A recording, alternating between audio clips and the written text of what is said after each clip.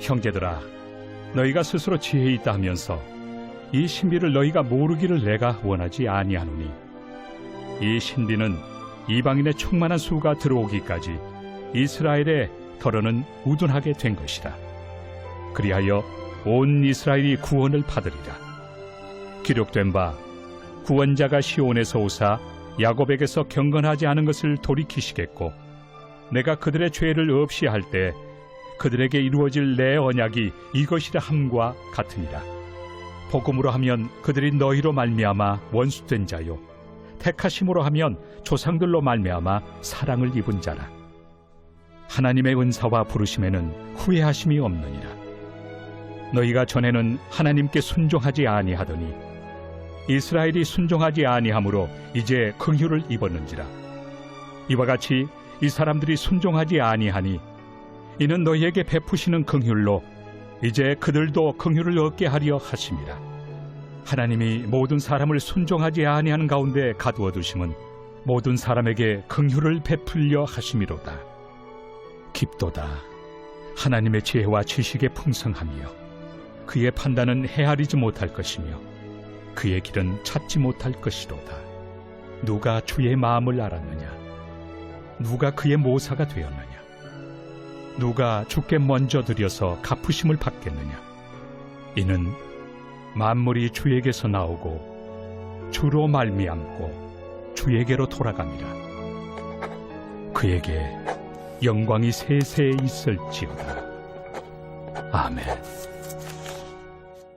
말씀과 함께 복된 하루를 힘차게 시작하시는 사랑하는 교우 여러분, 오늘 우리의 삶 모든 자리에 주님의 사랑과 은혜가 풍성히 임하기를 간절히 축복합니다. 함께 기도함으로 아침을 여는 묵상을 시작합니다. 사랑과 은혜가 풍성하신 좋으신 하나님 아버지, 새롭게 시작된 오늘 우리에게 생명을 허락하여 주시고 주님 말씀 앞에 올라와 그 거룩한 뜻 앞에 머물 수 있게 해주심에 감사합니다. 오늘도 우리의 삶 모든 자리에 하나님 아버지의 사랑과 은혜가 필요합니다. 그 사랑과 은혜 얻고자 말씀 앞에 올라와 귀 기울이오니 계시된 말씀을 통해 주님의 뜻을 알게 하시고 그 뜻대로 담대히 믿음의 삶 살아갈 수 있도록 성령 안에 힘과 능력을 베풀어 주옵소서.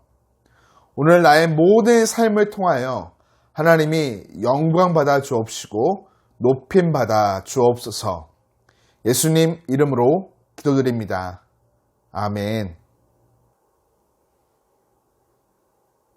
성, 도, 거룩할 성, 무리, 도. 거룩한 무리라는 뜻으로 예수 그리스도를 믿고 따르는 이들을 가리키는 단어이죠. 성도들이 마땅히 행할 도리가 있다면 여러 가지가 있겠지만 그 가운데 가장 중요한 것을 꼽으라 한다면 하나님을 예배하며 찬양함입니다. 오늘 본문 속에서도 바울은 인류의 구원과 이스라엘의 구원에 대한 설명을 마친 뒤 하나님을 찬양합니다. 바울이 이렇게 하나님을 찬양하는 이유 무엇 때문일까요? 먼저는 하나님의 지혜와 지식 때문입니다. 바울은 33절을 시작하면서 깊도다 하나님의 지혜와 지식의 풍성함이여 라고 외칩니다. 여기서 깊다 라는 단어의 의미는 측량할 수 없다 라는 것으로 하나님의 지혜와 지식이 너무나 풍성해서 그것을 다 헤아릴 수 없다 라는 뜻을 가지고 있죠. 그렇다면 우리들 어디서 헤아릴 수 없을 만큼 깊고 풍성한 하나님의 지혜와 지식을 발견할 수 있을까요? 바로 구원하심에서 우리는 발견할 수 있습니다. 하나님의 진노의 대상이었던 이방인이 예수 그리스도를 통해서 구원을 받게 되었습니다. 더불어 택함받은 백성이라며 교만하였던 이스라엘은 하나님 앞에 징계받아 멸망할 줄 알았는데 하나님의 긍휼하심을 입어 다시 하나님께 나아오게 됩니다. 어느 것 하나 사람이 예측할 수 없었던 일이었죠. 이처럼 놀라운 방식으로 구원을 이루어 가시기 때문에 성도된 우리 하나님을 찬양할 수밖에 없는 것입니다. 더불어 하나님의 주권으로 말미암아 우리는 하나님을 찬양하게 됩니다. 바울은 찬송을 마무리하면서 만물이 주에게서 나오고 주로 말미암고 주에게로 돌아갈 것이라고 고백합니다. 만물의 기원이 하나님께 있고 그분이 만물을 보존하시며 그분의 목적이 반드시 이루어질 것입니다. 하나님은 높고 위대하신 주권자이십니다. 라고 고백하는 것이죠. 인간의 실패와 반역에도 불구하고 구원의 역사를 하나님은 주도적으로 이루어 가십니다. 게다가 하나님은 아무런 차별 없이 택한 백성을 반드시 구원하여 주시는 주권자이십니다. 이렇게 만물과 구원받은 성도들, 주권자 되시는 하나님을 어떻게 대해야 될까요?